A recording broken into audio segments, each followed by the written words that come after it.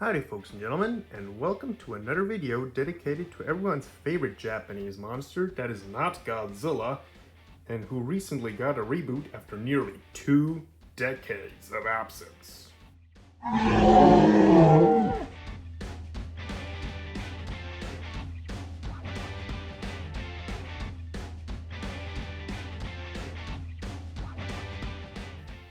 That's right. It's time to find out whether Gamera Rebirth is a proper reboot of the franchise that introduced the world to the friend to all children and guardian of the universe, among many other titles he's gotten over the years.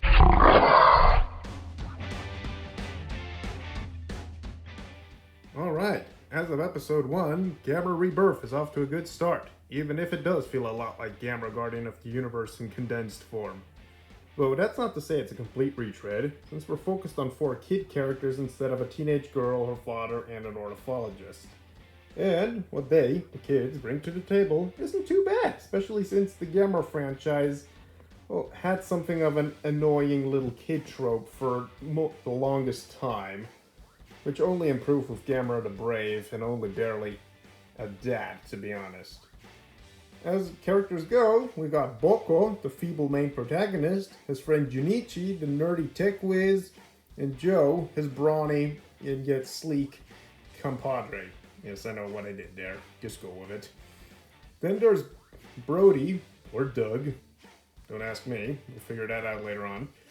The bully, and the military stiffs with their predictable outlooks. Monster-wise, as mentioned, this is the Gamera vs. Gauss episode, and they're handled pretty much the same way like in the Heisei trilogy. Oh well. If you're gonna steal, do it from the best, am I right?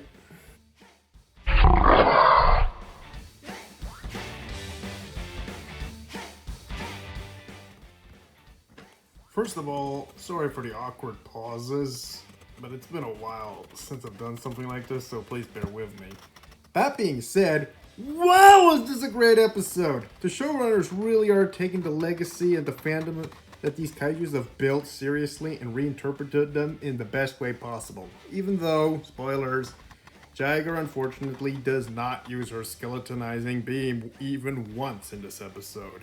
Other than that though, we still got some minor yet believable character development as Brody, aka Douglas Ken Osborne, his real name by the way, interacts with Boko, Junichi, and especially Joe, showing us the growth of their friendship and also their role in this storyline, which I won't spoil but will say is handled better than in the Showa era Gamera films. As for the monsters, Jagger is a one mean mother!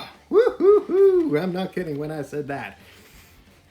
I mean, she's my favorite monster of the original series, so of course I'm going to have certain feelings about it, how she's interpreted here.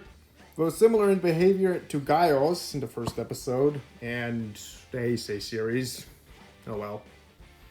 Again, if you gotta steal, do it from the best, right? Right? Sorry. She's definitely not as weak as some people made her out to be in the trailers. I believe in like the second and third trailer. Some people claim she was a bit weak. But, without giving anything away, she is definitely a force to be held, and she did give Gamera a run for his money. So that is definitely that. Gamera himself, well, it's pretty much the same as it is in the Heisei trilogy. And first episode wise, nothing really changes about that. But then again, it's not a bad portrayal. It's still the Gamera we know and love, especially if you're a fan of the Heisei films. And, well, Showa era films, especially after Gamera the Invincible. It's still pretty much right up there. And other than that, I say, this show is still pretty darn good. Thumbs up and all. So, on to episode 3.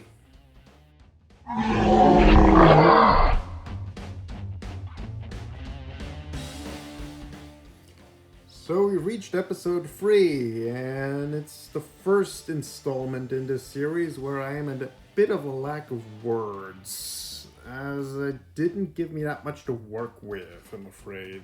But that's not to say there's nothing to talk about. We get some interesting insights to Mr. Tazaki, you know, that handsome devil in the black suit, giving me a mild Man in Black vibes. Pun intended. His personality has some more interesting, what would you call that? Attributes, I guess.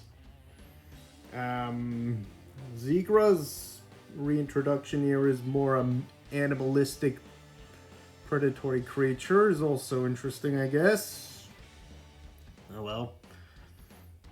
And then there's this surprising twist, one of our protagonists among the kids, which I won't spoil, though I probably should have seen it coming. I mean, it is a trope that you might know when you see it.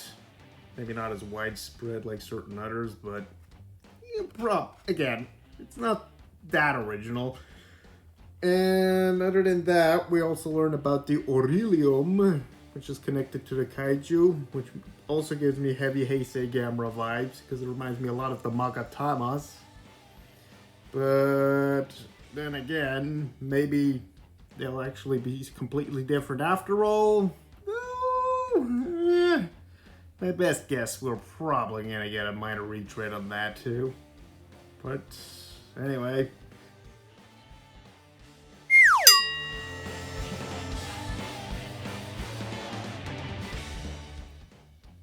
Episode 3 may have left me a little bit underwhelmed, which in some regards might feel a bit like a callback to Gamera vs. Zegra. Sorry to everyone who's a fan of that one, but it is considered the black sheep of the Showa era for a reason. Well, for whatever that's worth. But anyway, episode 4, which reintroduces Guiron, a monster that is considered a fan favorite by quite a few creative types in the world, at least those that are in the know about Gamera and his universe. Yep, that one's right back on track as the first and second episodes. And man, oh sweet Jesus, Guiron puts Gamera through the ringer. Slicing and dicing, I might exaggerate there, but it comes close. And I picked this particular Gamera for a reason. You'll have to see for yourself. But yes, it goes there. Guiron's knife hit ability is definitely coming in handy in this episode. But Gamera's side, while yes, he as in the previous episodes, he only appears by the halfway pointed in towards the very end. But in this case, we finally got back the twisting, twirling, whatever you want to call it, flying shell form. The one I just love so much. I don't know what it is. Nostalgia, just the appeal, the fun of seeing him fly around like a freaking UFO. But yes, that one's finally back. I'm glad they brought it. Sure, would I've wanted to see it earlier on? Yes, but how it's used here, which I won't spoil, definitely worth it. Gamera takes a lot of beating, but he does not give up. At times he feels a bit more determined than Godzilla even in certain fights.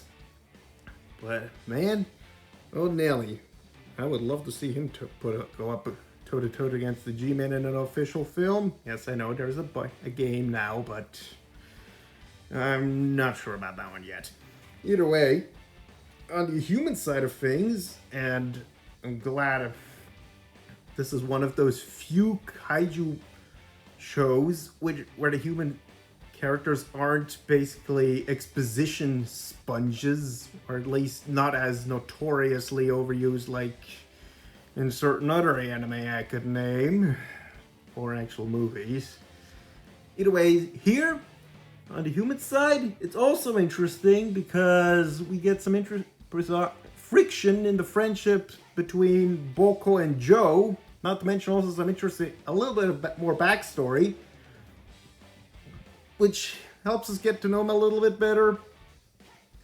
And while it's more of a tell than show, things are still happening in a way, but also I don't feel, well, the point is I don't feel bored. Like, you know the tendency of some monster films where suddenly monster action is great, but suddenly they cut back to the humans doing something less appealing or just more boring. Most people would refer to the 2014 Godzilla movie I personally like, but hey, what can you do? Yeah, that's usually not handled well, but then again, there are exceptions, like, again, Gamera Rebirth, or better said, what I'm definitely sure must have inspired a lot of it, because they almost shamelessly rip it off almost at times. The Heisei trilogy, what can I say? Shusuke Kaneko is a freaking genius. But the point is, the human part of these stories are also worth it. Like, I can get behind it. I'm not too annoyed when they cut away from the monsters. The human characters here are likable, or understandable at least. Sure, we may have seen similar tropes like them in previous installments, or just different anime in general, but the fact is, here, I cared. I'm not even annoyed enough. Usually little kid characters in movies could be the bane of most people's existence. Lord knows they were for most of the Gamera series, from pretty much the 60s and 70s. No matter how much nostalgic moments you can get out of those. But here, the characters are likable. That's the important thing. Understandable, likable. Maybe not every decision they make is great, but there's a chemistry there. It's believable. I like them. I hope I can still say that by the end of this show. Lord knows they were more tolerable than in that damn Skull Island animated series, which, good grief, I actually wanted to post a oral review about, but was at a loss of words because of how much that one pissed me off. Yikes. Anyway, I better stop myself here before I start going completely off the rails and move right on to episode 5.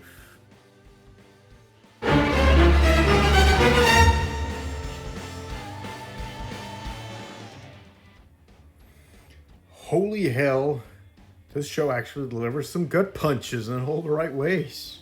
I'm amazed and at a loss for words. Again, this time for all the good right reasons. Episode 5 has some of the most harrowing moments of the entire series, as it should, because we're one episode away from the end, and all the build-up paid off. But I'm not gonna give anything away here, other than that virus, that tentacle monster, which, there, I better stop myself there and only tell you, he is what the anime Ghidorah from Godzilla the Planet Eater, the actual film, should have been, but wasn't. In the most broadest terms. A Lovecraftian abomination. In all the right ways. Well, depending on how you want to interpret that. But, oh, Nelly. Yep. This is a good one. On to episode 6.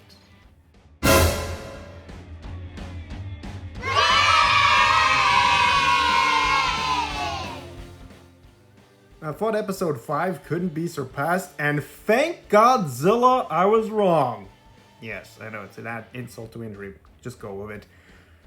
Again, no spoilers, but despite all the notes I've been taking while watching these episodes, I'm not going to give anything away here, because I encourage you to watch it if you haven't already. And the only thing that would spoil would be things like lack of Jiger's disintegration ray, or the fact that Viras and Zigra never spoke. Not in human languages, anyway. Don't think of it, they never made really that much noise, but other than that, I won't give anything away in those regards, other than also that I think episode 6 is probably also the closest thing we've gotten so far, and might ever get, to both Gamera vs. Gara Sharp and Shinpei Hayashi's Gamera 4 Truth.